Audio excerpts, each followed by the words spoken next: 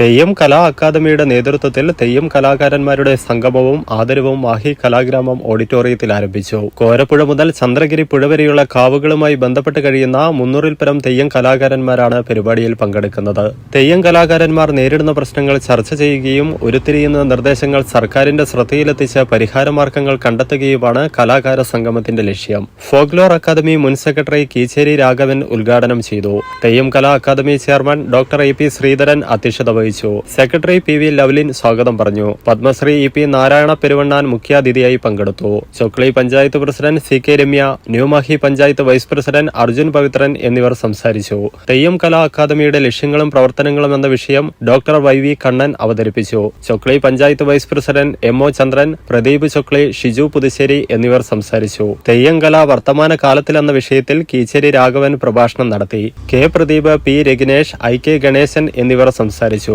Jayan മാങ്ങാടിന്റെ Theyyattam documentary പ്രദർശനവും നടന്നു. വൈകിട്ട് നടന്ന ആദരവ് സമ്മേളനം speaker advocate A N Shamseer ഉദ്ഘാടനം ചെയ്തു.